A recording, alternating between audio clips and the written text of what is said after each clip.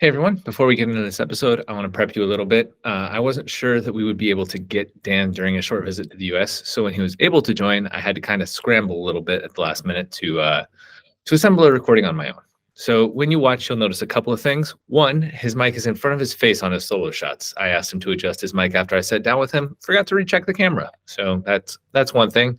The second thing you'll notice is that there's no video for the second half of the podcast. Our main camera just stopped recording halfway through. Anyway, when we went to edit this, we found out there was nothing. So Dan was a great guest. I really want to share what he had to say with you anyway. So we're going to share it. It's just the video is going to cut out halfway through. We'll replace it with the thumbnail. And it's really expensive to get Dan back here from the UK. So I think you'll like the video. I hope you'll enjoy it anyway. And if you're out there and you're thinking about starting a podcast, remember producers are important, and it's good to have your camera people present.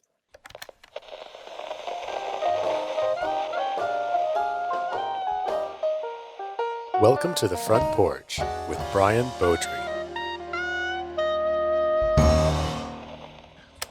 All right, let's start with the basics. Who are you besides just your name? Where are you from? And what does it mean to be a product owner? Yeah, so I'm Dan McKenna out of the UK office. New boy there. Celebrated my 19th year this week whilst I was over here. So Congratulations. Thank you. And been in the product team for a few years now, 2 or 3 years. Landing in the product owner position. So, what does a product owner mean? Because it sounds like, I imagine if you have bought Syrinx, you feel like I own Syrinx. Yeah. So obviously the product carries on getting developed. With new features, stories, defects, unfortunately. And so my kind of position, the product owner position, is to kind of manage that backlog and get the work organised, and in front of the devs, so that they can take that on into the sprint, and then keep it moving forward. And some of the works, especially the last few months, but the big theme of this week is organising that work, and theming, as we're calling it. So that we're rather than just giving them a scattergun approach of here's 10 different stories that touch 10 different bits of the software. Let's see if we can group stuff together. So, if we're touching that bit, whatever that bit is, that maybe the 3 stories together, that may be for three different, completely different customers or situations, but we're touching that kind of area and coding in one place. So really I'm kind of acting in between Matt's my product manager, so he'll be sort of coming to us with, this is what we need, and then, then formalising the plan of what that involves with the devs, and then getting that work organised. So that's kind of my role. You could say I kind of sit in between the sort of sales side of it and then the dev side. So organising the work in a timely fashion is the end game. Okay, so basically they tell you, like, this is what we need, and you're like, okay, this is how we need to do it. So kind of, or this is how it would make the most sense to do. Maybe not so much how we do it, because that's the solutions. That's more the development side. But it's acting. Well, this is what we need. What does that actually mean? Let's break that down, and how could that work? And then collect. It's a collaboration, obviously, and then with the developers, it's then that's how we could get that to work, and then it's then let's organise all that out and let's break that down and into bite-sized chunks so that we can get those in, because you might not be able to do the whole thing in one go. For sure, if you're adding a button. Adding buttons probably fairly quite simple, but if you're adding a whole new screen and functionality, then that's going to take several sprints. And because we work in 3-week sprints, you're never going to get that done unless you've got tons and tons of developers. Okay, all right. I think I see what you're talking about. I think we have a lot of projects like in marketing that it's like some of these are big things, and you're breaking it down into bite-sized chunks that people can really be like, okay, if I do this, we'll have something at the end of it, and we'll keep moving forward and keep building. Exactly that, yeah. I mean, watching the guys getting the stuff ready for ARA that's coming up. They know that's the big job, but they know they're not going to get all that done on one day. So yeah, if we liken the sprints to that, then well, what are we going to do on Monday's sprint? What box can we get done today, and then what box on Tuesday? So it's the organising of all of that into these sprints, yeah. So then the devs can go off and do their bit for the 3 weeks.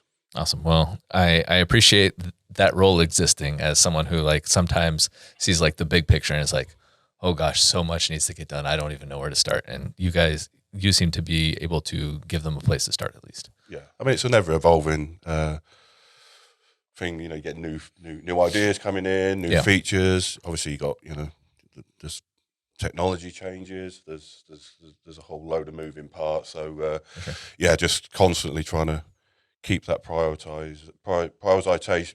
You know what I'm trying to say. Getting the priorities right, and then and keeping that, trying to get some focus. So these are the buzzwords that are going around products at the moment. Is focus and theming, and like I said before, if we're working on 1 or 2 or 3 things, rather than 100 different things all at once, stuff's going to get finished.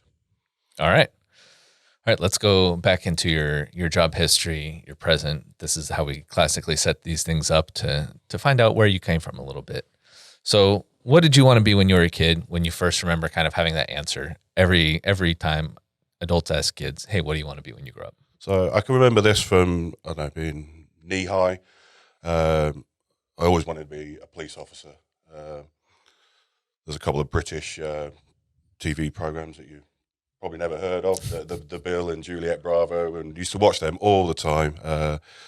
Obviously, back when terrestrial TV, you had to be in front of the TV at a certain time and all that. But I was religiously there, always wanted to do that. And then, as I was growing up, I wanted to be a traffic officer and out on the road.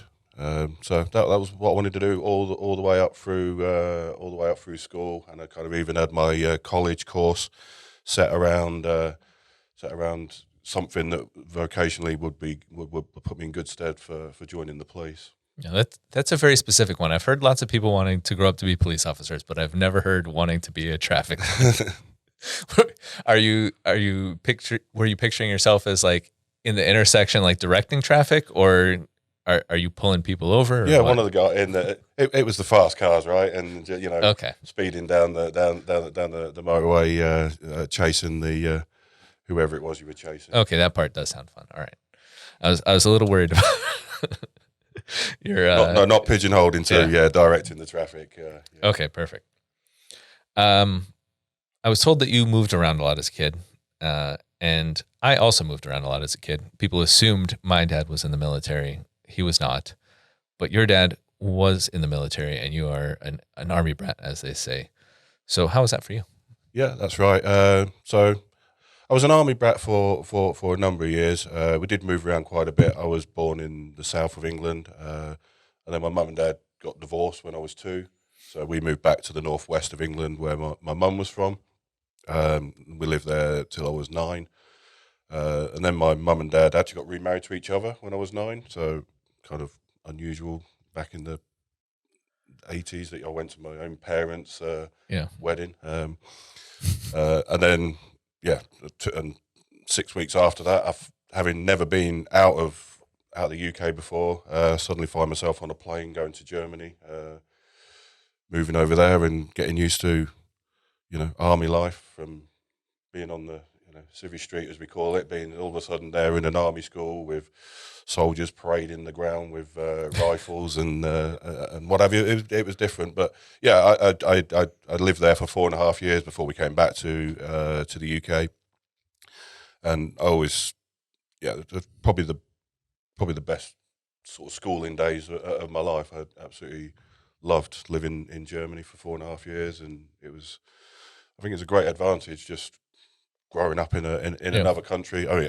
so I went to an English-speaking school, and the town was full of British people, but it was still another country. So that's kind of how a lot of the military towns work in a lot of these other countries. But I did want to know, did you ever learn German? So I learned enough to get by. I could order a bratwurst and a beer, so the important stuff most people would say. But I didn't go into an English speaking school, and you've been German speak English as a second language from a very young age. And I sometimes think we're a little bit lazy. So I learned enough to get by. I probably know more now than I did then. Me and my son have been kind of doing Duolingo. Oh, hey, I do Duolingo as well. So I've been doing that. I think I'm on a 388-day streak of German. So my son's just behind me on Spanish. But yeah, so I probably know more German now than I did back then.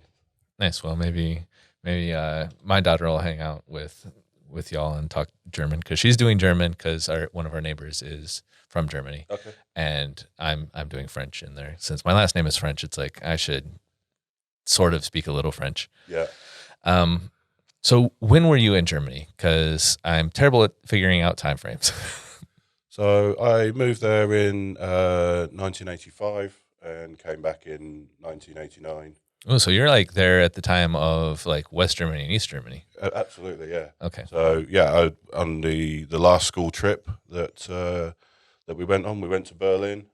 So yeah, I did see the wall and got to see Checkpoint Charlie in action and all that. I was going to say, so it was still there. It was still there, and then I moved. I think it was a 5-6 months after I came back to the UK that the wall came down and unification happened. So yeah, I got there. Yeah. I got there. I was there in time to see it.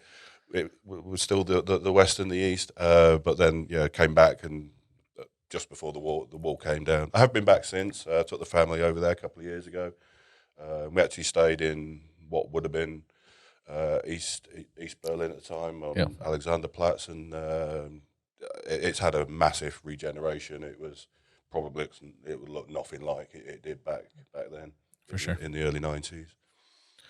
All right. Well, I'm glad that you could leave, and then once you left, they were like, "All right, we can get rid of this wall now. We don't need this wall now." Yeah.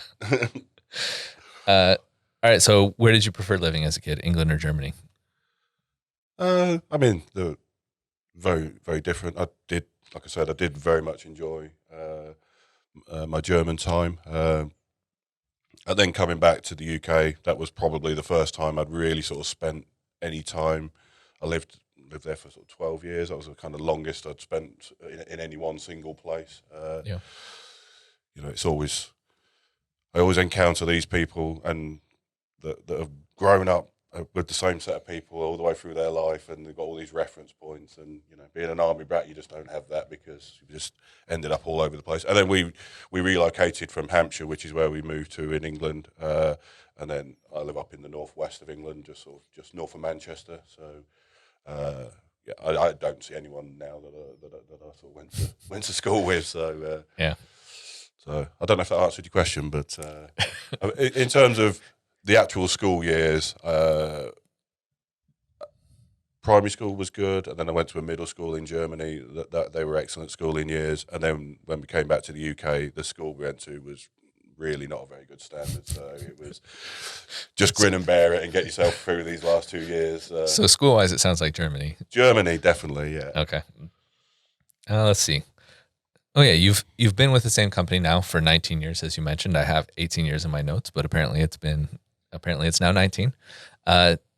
Did you ever do a tour like with us? Have you been over in another country for an extended period of time? With 4 points of rental, with higher concept / point of rental. Yeah. Not when you say for an extended period of time, never more than a week. Well, I say that I went to New Zealand for 10 days with Mark. That would be the longest. Okay, that's not a tour. That's not a tour. No, it's a trip, a short trip. So yeah, plenty of short trips, but no, not gone and worked somewhere for 6 months in another office or anything like that. No. Okay, that seems good. What's one positive and one negative from like growing up as an Army brat? the positive, definitely seeing new things, different things. It definitely took me outside of my comfort zone. Like I said, just suddenly waking up one morning and you're suddenly surrounded by all the military and tanks and it was times where the troubles in Ireland were bad as well. So we had to check under. We had a stick with a mirror on the bottom of it, and we had to check underneath the car every time before we got in it, and stuff like that. Yeah, definitely makes you think a little bit different and a little bit more conscious. For sure. I mean, yeah, I think one of the I don't know if it. I guess it's a negative to a degree that you've just not got the stability that a lot of other people have got. Like I say, that have grown up all the way through their life knowing the same people. Yeah, it is one Some of those people might things. say that's a positive as well. So, yeah. That's true. If the people you are around you are good people that you want to hang out with, yeah, it's one of the things that moving around a lot myself. It's like I do feel a little bit of that envy for some of the people that are like, oh yeah, I know this person from literally like childhood, Yeah, and it's like, oh, I don't remember that. I have definitely not maintained contact with the people from my childhood. Okay, so you mentioned that you wanted to become a police officer. How close did you get to getting there, and what did you end up doing out of school instead? So I went all the way through school. I had my college course lined up, and then it was at the end of my my schooling that we were doing an experiment in science with the litmus paper. Is that right? With the and teacher just flew off the handle with me, shouting at me. Why was I messing about? Why am I not taking it seriously? And I was. And why have you done this? Why have you put that? And because that's what I saw. And off he goes and comes back. We did some more experiments, and lo and behold, turns out I'm colorblind. I was going to say, I feel like that's what it must have been. That's where it was inevitably ending. Yeah. So, as I said, wanted to join the police and, drive the cars. I don't think driving down the road saying, I think it's a green car, might be blue, is feasible. So that kind of dashed those hopes kind of overnight. So have you been colorblind your whole life then, or is it a thing that develops? I guess so. So I often get people saying, well, what can you see, and how do you work? How do you get through the traffic lights? Well, I mean, you could learn the traffic lights; it's a sequence, but it's kind of shades. I kind of see like light and dark blue. I can't see, all the things in between it, and and in certain lighting, sort of reds and greens and browns kind of all look very similar. So it's really just shades that I struggle with. So I probably didn't hinder me that much growing up. So that was as close as I got to that. And kind of, I changed my college course and did it's called a BTEC National. I don't know what that word kind of relates to, but they're more practical courses rather than being all based around exams. I did that in business and finance, just not really sure what I was going to do. Yeah. So I went through college, decided I didn't really want to go to university, so had a part-time job, so I just kind of bummed around a little bit doing that before finding my first job, and I joined a builders merchants in they called it YTS at the time, so like an apprenticeship scheme, if you like. Okay. Which was very interesting. So it was a two-year course. Basically, kind of worked in each department. So you'd be up in the yard driving the forklift, putting the bricks on the back of the trucks and stuff, and then the next day you're in the sawmill, or not the next day, but in sort of months. Then you'd be in the sawmill, then in the kitchens and bathrooms, then you're in the sales office. So I was working around all the different departments. Ideally, with a view that when you got to the end of 2 years, you'd be able to sort of say, well, I really like that department, so that's where you'd go, and then try and fit into that department. So that was all going along really well, and interestingly, the builders merchants had a tool hire division, but although they're the same company, they're kind of the tool hire operation always used to be like a separate company within a company, if you like. Yeah. And that's the way they treated it. And so in this 2-year scheme that I was in, that didn't include the tool hire at all. Okay. I was going to say, so how do you find out that that's what you like? And so when I was on the trade counter, on the corner of it was the tool hire bit, and got on really well with the guys there. The supervisor had a management meeting to go to, and then there was someone else on holiday, if I remember rightly. And so from the 4-man crew that worked that operation, I think there was only one of them left, and so they said, would you be able to cover for 2 days? So they taught me the ins and outs of their software system they were using, or the basics of the software system, sorry. How to do the hires, how to go through the process. So they had a crash course on that, and then so I just ran that for 2 days with the driver, and just thought, what, I like this. This is cool. This is different, and that's. So then somebody left a few months later, so there was a position came up. So I'd kind of got to the end of the 2-year cycle anyway, and so I just moved. So the 2-year scheme to go around all the departments then meant I then went and worked in the one department that wasn't part of the scheme, and those. And so that's how I got into the hire industry, and I was there for a number of years, and we had a really, really good setup there. One of the better ones in that part of England. Really busy, really good reputation. Worked there for a couple of years until an opportunity came up. One of our suppliers that was into plant hire rather than tool hire. And plant hire is heavy equipment type stuff for our American audience. So I've been asked this a number of times this week. So they're quite.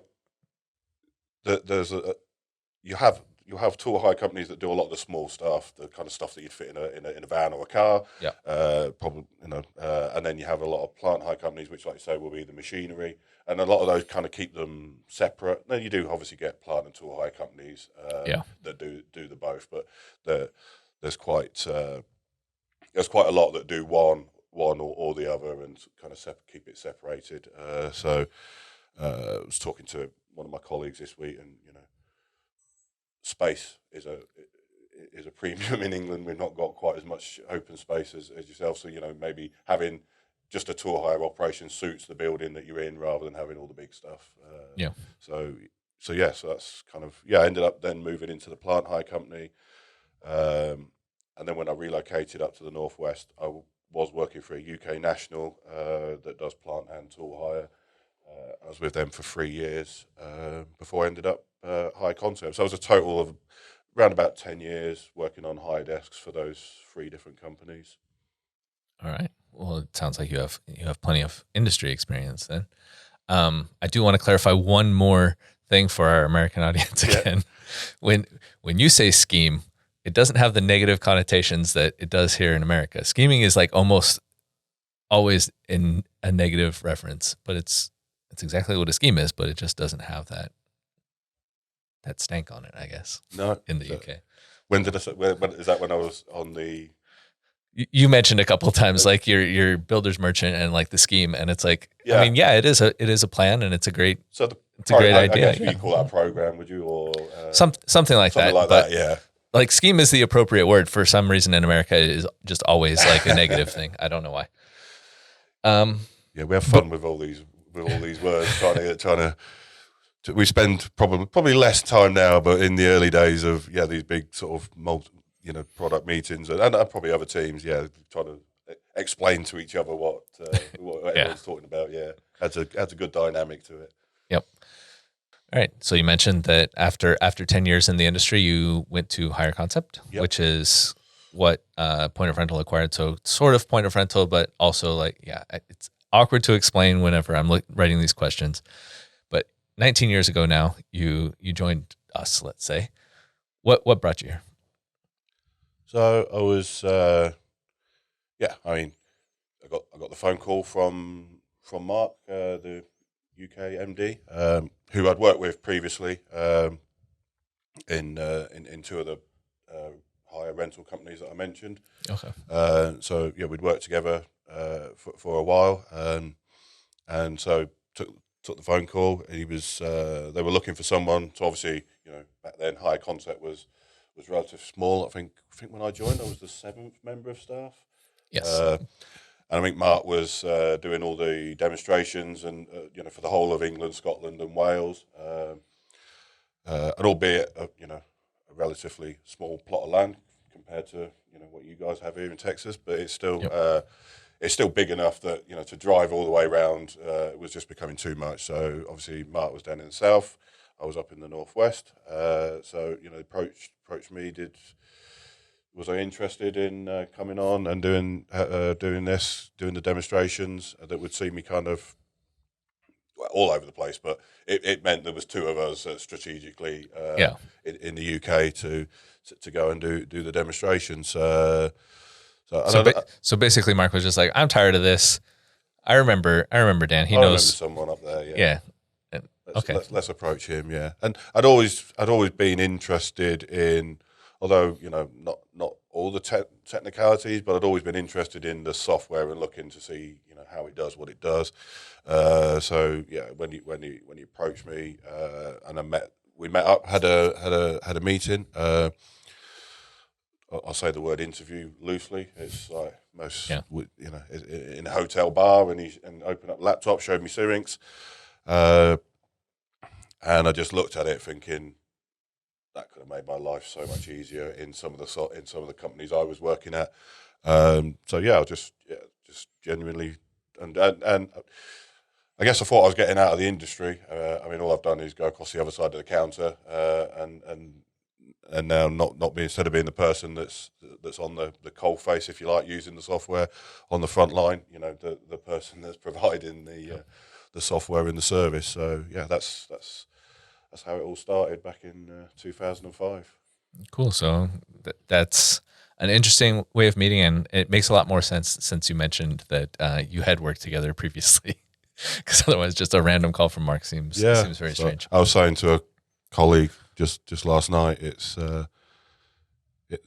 was 2004. So 1994. So this is the 30th year of me knowing Mark. Yeah, it's kind of a good reminder to just try to be on your best in general, because you never know who you're gonna run into that's gonna impact your life later. Yeah, you never, if you can help it, you never leave on a bad note, and exactly that. Yeah. All right, you've really worked at almost all the departments and all the roles since joining Hire Concept. Especially, you start off with 7 people. You're generally expected to wear a lot of hats. But is it because the team knows you're capable of handling anything, or is it because no one wants to work with you? It's. I hope it's not the latter. I wasn't able to keep a straight face. No. I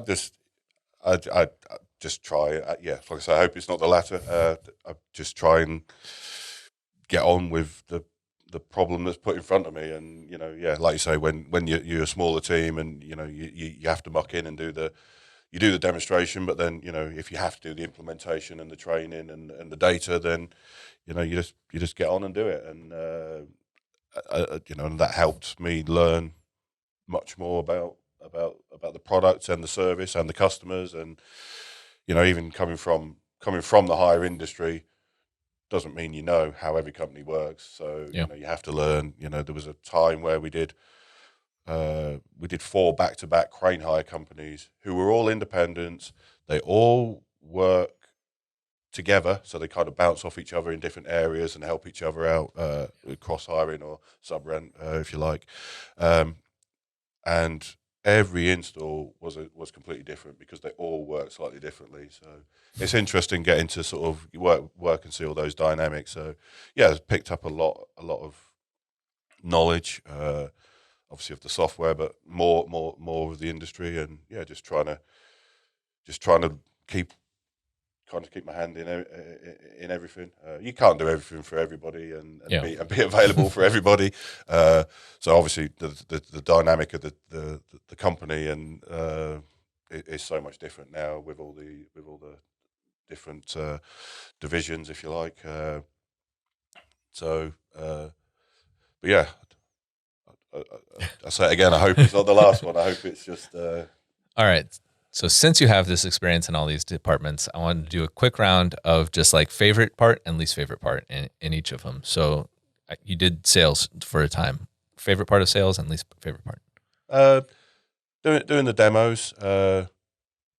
Interesting. Trying to see what people's problems were and trying a solution for that. And when you show someone a screen or a process in the system, and you could just see their eyes light up, and you could see the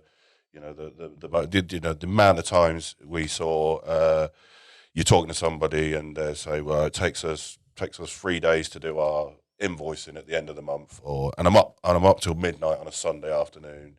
And then you showed them the invoice batch routine, which obviously depends on how many there are. But if there's a couple of hundred invoices in, that just takes a couple of seconds just to get to that preview stage, and then okay, you got to check them. But you could just see the amount of times people just go, "Wow, suddenly got my weekend back," or that kind of moment was great. All right, toughest part of sales. The hardest part is always getting the sale and getting them to sign on the line, because it's a big, especially some of these smaller companies, it's a big commitment for them, not just in money but in time and effort and getting it up and going. But yes, trying to get some of those across the line. There was some that we tackled where we were demoing. It felt like we were just demoing forever, and it takes a good year or two maybe to get some of them across the line. And do you feel like, when you're a salesperson, I guess, do you take any of that like personally? Like if you've been talking to someone for a year and then they decide to not go with you, I can imagine, like if it were me, which is part of why I'm not in sales, like I would be like, man, I don't know what happened. Did they not like me? What? Did I do something wrong? I know what you're saying. I guess one thing we always strived to find out was, well, what was that? Why did you not sign for us? Was it because you didn't like Dan, or was it because you didn't like the software, or was it because it was too much money, or was it just too big of a commitment? Because if you don't know that, you can't really do anything. If it is me, then I can do something about it, right? And I can't. There's certain things you can't do anything about, but sometimes I think you probably do. I think it's inevitable. I think it wouldn't be human if we didn't. If you couldn't put attach some emotion to it, but sometimes some things. But no one ever said. But no one ever said it was Dan. Or did they? I don't think so. Okay. I hope not. Yep. This is where the camera cut out. So from here on, it's just a thumbnail. Dan still says interesting things, but go ahead and use another tab while listening to the rest of the episode. Subscribe before you go, though. And next month, you'll see a fully produced podcast with, everything that's supposed to be here. Thanks for watching. All right. Favorite and least favorite thing about doing demos? It sounds like it was like that moment it was more of a demo role. We weren't really called salespeople. We were called account managers, and the demoing was the kind of the sale. The actual chasing up of the sales was done back then by the sales director. So okay, it was more about the demos and getting in front of people, which if anything probably took the pressure off, because I wasn't really there to talk about pound notes. It was this is, like I said, solution. Let me try and show you what we believe could make your life better. Okay, we'll skip that one since it's the same as the sales one. For implementation, what's your favorite and least favorite? I guess same concept. Same concept, similar things. Yeah. So when you actually start showing them and training them and showing how this is going to work, and then you can see them getting it, and especially if you go back I don't know, an hour later or the day later or a month later, whatever, and you can see them actually doing it, and you can see big differences. That was good. Obviously, the hard work with implementation is probably been the same forever and probably will be the same forever. And it's just the frustration of the time of getting the information out of people at times, because if they're trying to gather their data, for example, if they've not got it in a way that you can just extract it from their system, then and they've got to get it, they've still got a full-time job to do, unless they've got someone coming in and an intern or junior or whatever to help them. That can be very frustrating, and I know that pain is still felt today by all the teams, and sometimes there's not really a lot you can do about it. Yep. It's one of those things where it's like, we want to help you move along, but we can't. Yeah, we need you to help us to help you, kind of thing. Yeah. Okay, product definitely is going to have some different answers, right? So what's your favorite thing about working in product, and your least favorite or most challenging thing? So it's it's been interesting. Obviously, wasn't really a product department per se until a number of years ago, before lockdown. But yeah, that's evolved massively, and filling all these positions.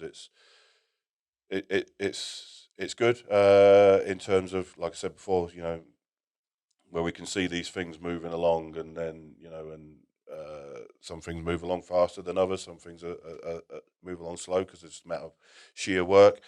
But it's good to see things coming together.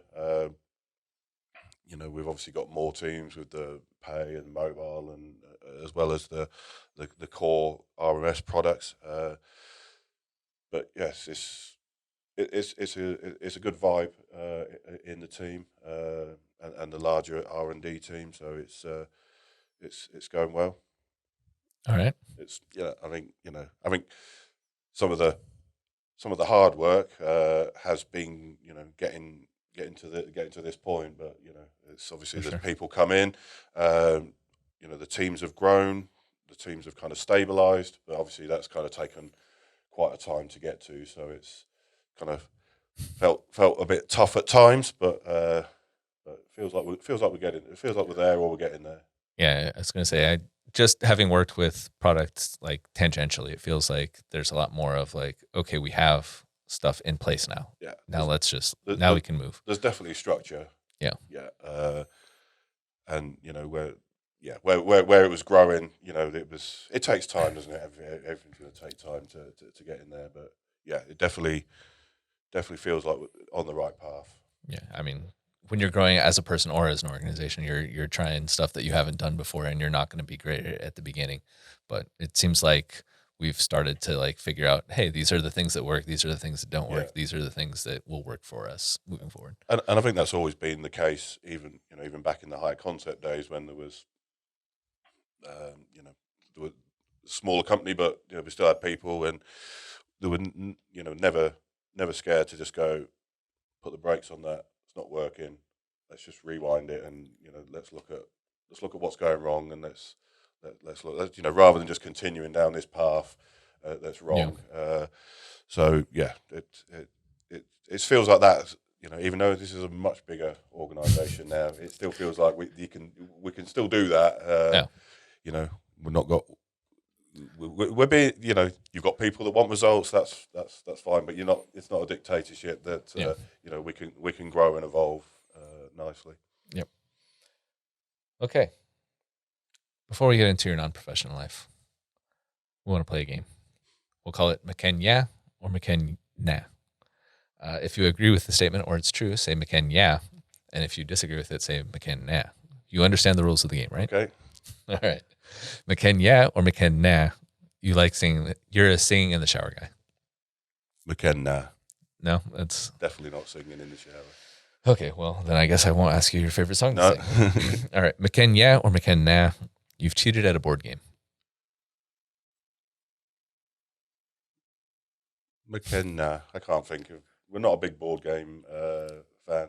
Okay. I'm not a big. I'm not a big board game player, but certainly can't think of a time that we've cheated. Are you a card game guy? Maybe trying to get out of the endless. When you're playing Monopoly or something like that, and you've known who's winning this game for an hour previous, and you've still got another hour, so maybe cheated to get out of the the monotony of just carrying on playing it, even though you know who the eventual winner is going to be. Yeah, I don't think I call that cheating. I think that's just like, knowing when to hold them, knowing when to hold them, and just being like, no, we're done. Okay, McKen-Yeah or McKen-Nah, you've told an outrageous lie to a child. McKen-Yeah. Okay. Yeah, so we... you got a best example here. Yeah, we told our boy that when the ice cream van came down the road, if the tune was playing, if the song was playing, that's because they'd run out of ice cream.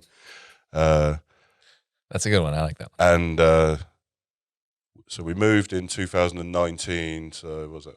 He'd have been 11, and he came down.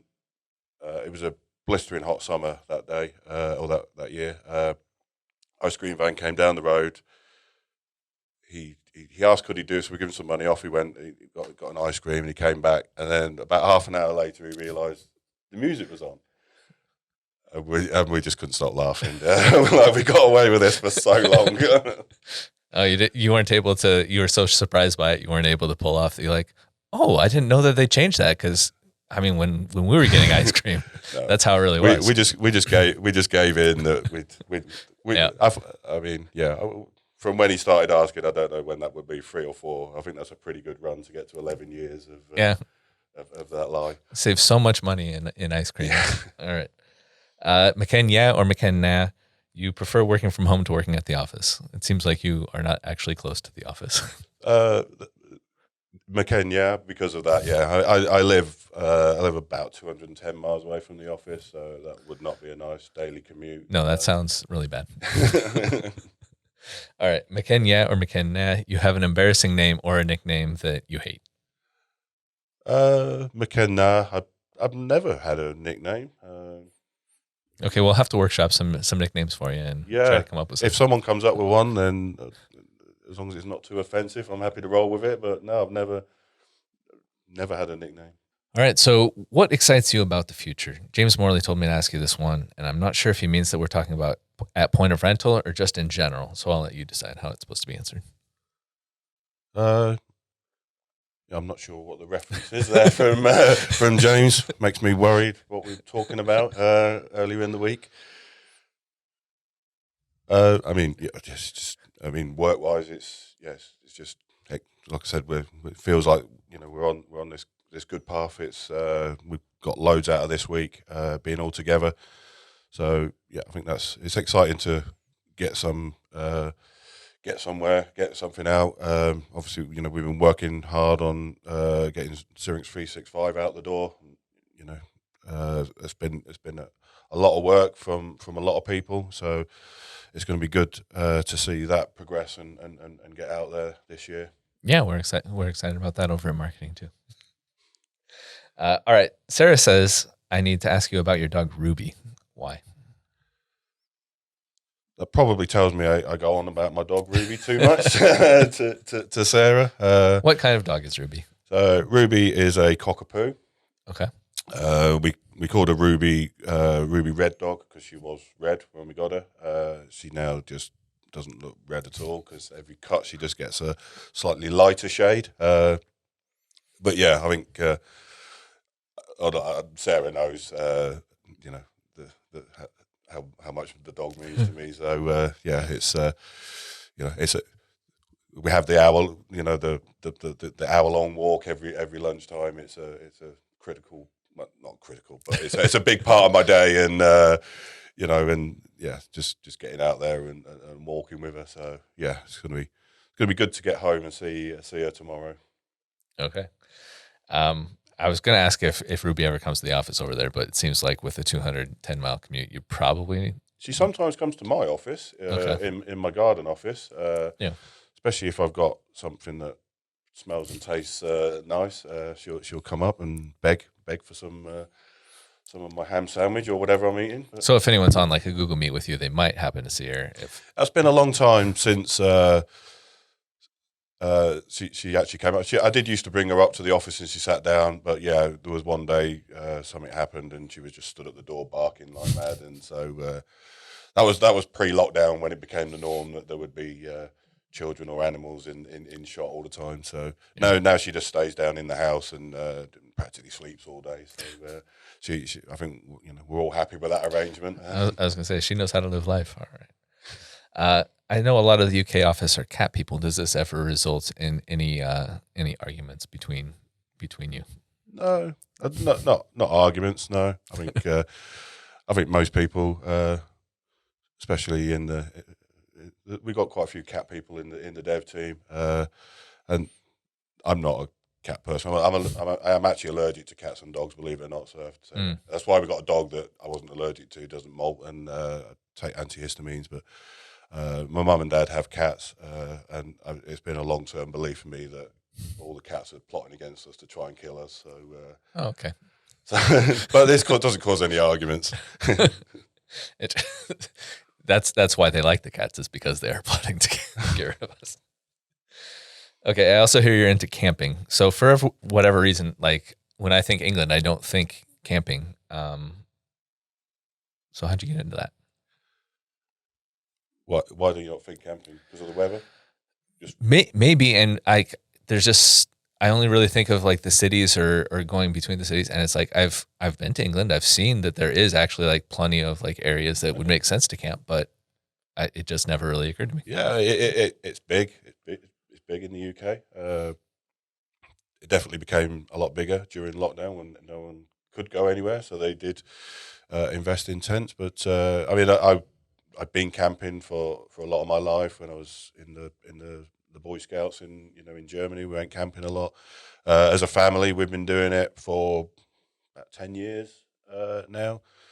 We go camping a couple of times a year normally. We just came back, 12 today? So we just came back 11 days ago. We went for a group New Year camp. I think there was 19 of us in total across 7 tents. So yeah, we do quite a lot of camping, and we like camping. It's probably, we always, it's great. We all just get on, sleep well, Saves a lot on hotels too. It saves a lot on hotels. It's just a lot of stuff to move around and set up and get away. Yeah. And but yeah, we've got a good setup now, and we know what we're doing. So yeah, it's a big part of our life. So your family's into it. It's not a case where, I know in American media we have like this trope of the dad just dragging everyone out to go camping, and everyone else is like, I don't really like this. But your family is? No, so yeah, definitely they're all into it. In fact, it was my wife's idea to get our first family tent. She suggested that there was a family-based festival, a bit arty crafty, if you like, that I take my son to. So I was up for that, thinking we'll just get a little 2-man tent, and then my wife suddenly decided she wanted to get involved, so we ended up getting a bigger tent straight away, and then we did do that, and then and we just kept growing and growing and growing, and getting all the gear that suited us. But no, I mean, last year I took my son camping. We took our bikes. We just went down into the Peak District, and he was the one that wanted to go, and then it was about 7 years ago, I got a message from a camper they only knew through Facebook and a camping group, and she just sent me a message saying, "Did you want to come camping at New Year?" This was up in the northeast of England, right on the coast, so pretty cold and blowy up there at New Year. And so I messaged my wife, and she messaged me back almost instantaneously and said, "Oh, that sounds fun." I was like, okay, I was expecting there to be a few more swear words in there. But no, she just came back. So no, those two absolutely love it. And yeah, we'll carry on. Awesome. I understand you're also an athletics coach. Were you into athletics as a kid, or is this something that you've like discovered that you're into, later? I was never really into. I did a bit of athletics, sports day and stuff like that, and we did cross country running. Never really enjoyed it. I was more into cycling and football, soccer. Yeah, cross country running doesn't seem like it's designed to be enjoyed. No, we did it once at school when I was in Germany. We had a Russian wind come across and it froze everything down to like minus 17. No, that sounds terrible. And then they sent us out cross country running on the Wednesday, which was actually the soldiers' PT day.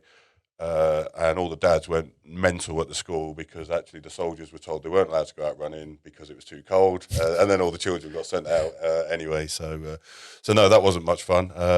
So yeah, I grew up watching, like cycling and football, but I always had an interest in watching athletics. So my wife and I used to go to Crystal Palace and watch the athletics events. Some of the big world stars there. So we always enjoyed that. And then when my son came along, and he was he's just like a Tasmanian devil. He was full of energy, and so we were very keen to get him into a running club. And I think he'll be there 9 years now. Was this a case of like you're just like, please use this energy for something productive? Yeah, just run around that track as much as you can until you were worn out. So, because there was only so much of that, and taking him to the sort of play centre things at the weekend we could handle. So, so that was him in there. And then the more involved I got with the club, so I joined the committee. So I'm on the committee there for a number of years now. And then I just happened to get into coaching, and so did the first course I did, which my son's done, and then I did my UK Athletics Level 1 coaching assistant. So that's the qualification I've got now, which basically means I can coach juniors on the track, on track and field. So that's what we do, and I set my own first group up on a Monday night. We started in February 2020. We did.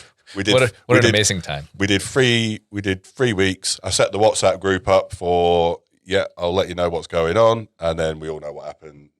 Right after that, and then that was the end of that for 18 months or whatever it ended up being. So but then we've come back, and I'm kind of involved in 2 groups. I have my group of juniors, and then I don't coach, but I assist the lead coach on my son's group that he's in. So that keeps us busy. That's 2 hours on a Monday, and then we do a hill session on a Wednesday with my son's group. So yeah, it's good fun. It's can be hard work on a Monday in the winter on the track when you're just stood around, freezing cold, 4-scale winds. The weather definitely makes it tests how much you want it. Yeah, I'd say. Yeah, but it's very it's very rewarding, and then seeing my athletes competing for the club, sticking the vest on, and going out running at whatever event it is, or jumping or throwing, whatever it be. It's very rewarding. It's very good. It's a big important part of my life now, and I didn't realise when lockdown came. I think the realisation of it's not just going to be the 2 weeks that Boris told us it was going to be. That it's going to be actually quite a bit longer than that. Yeah. It suddenly became a realisation of, hang on, the sessions on the track with these kids is a big part, and just how much I missed that in lockdown was just incredible. All right. What's something people misunderstand about you? Misunderstand? Does anyone ever come up to you like a while after knowing you and saying, I thought you were like this at first, but actually? I think a lot of people sometimes struggle to tell whether I'm being sarcastic or not. I could be very sarcastic. And, I was going to say that's a pretty common theme within a lot of our development team, at least. I've had 2 comments this week that having met these people for the first time and second time, you were actually how we expected you to be. So I try not to be something I'm not. So life's hard enough, isn't it, without trying to pretend to be something and keep up another elaborate lie. So it's like I'm not that good an actor. No. All right. Do you have any questions for me? You get exactly one. Don't think so. All right, perfect. Normally we would do a give me 5, but we're running through time, so I'm going to skip through straight to the 5 important questions. 5 important questions. 5 important questions? 5 important questions. Number 1, what would you say is your greatest success in life? Let's start off with a light one. Is it probably a little bit cliche to say that having my son and bringing him up, and it is very cliche to say, but you can go on. And say he's and he's just turned 16, and it's great to see him developing and where he is, and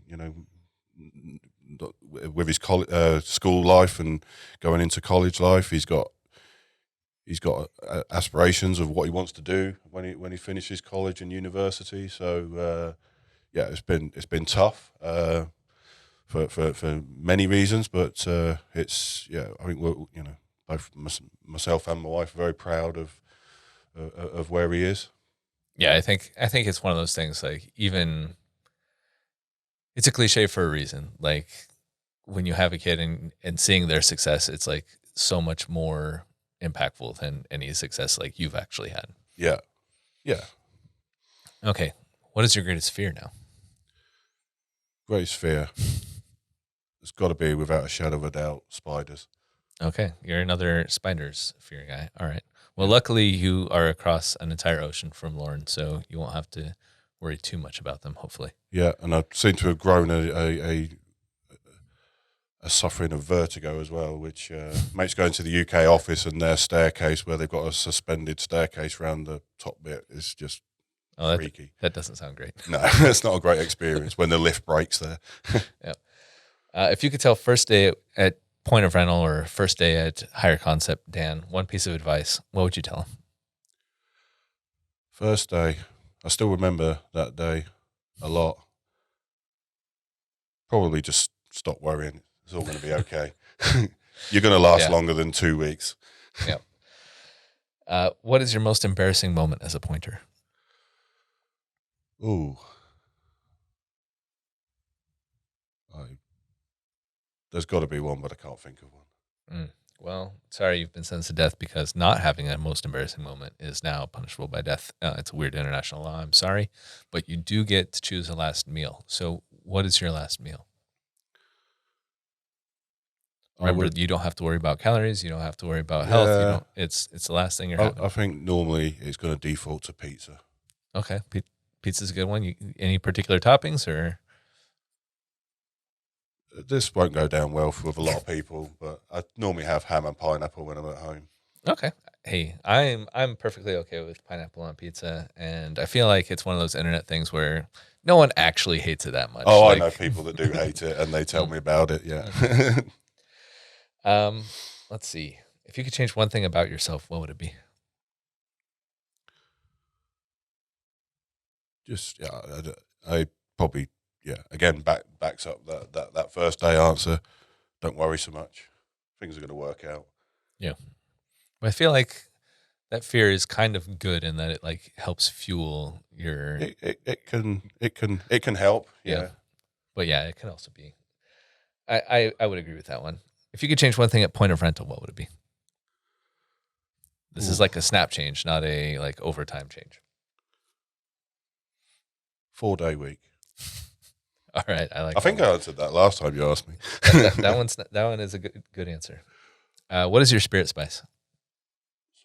Your spirit spice. It's kind of like a spirit animal, but what spice embodies your essence? I don't know. All right, yeah, I won't make a British food joke there. So, tell me a secret about Point of Rental. I don't know any secrets. You don't? You've been here for like 19 years. Yeah, I don't know any secrets. Okay. It seems like you're more into keeping secrets rather than telling them. So what's something, whether relating to our software or not, that you could teach a 3 to 5 minute class about on video? There's so much to do, so much in the software. It doesn't have to be the software. It could be something like teach people how to run faster. I don't know what what your specialty is within athletics. The one thing I do work really hard on with my group is, and people underestimate it, is the warm up. So I would, yeah. All right, let's do a warm up. Let's do a warm up video, and then everybody can work to the standard. All right. Well, that was all the questions I had. That was the rest of the 5 important questions. So you made it through. Congratulations. Good. Thank you. Thank you, Dan, for chatting today. Thanks also to Andrew Sherrington for editing this thing by the time it gets to that.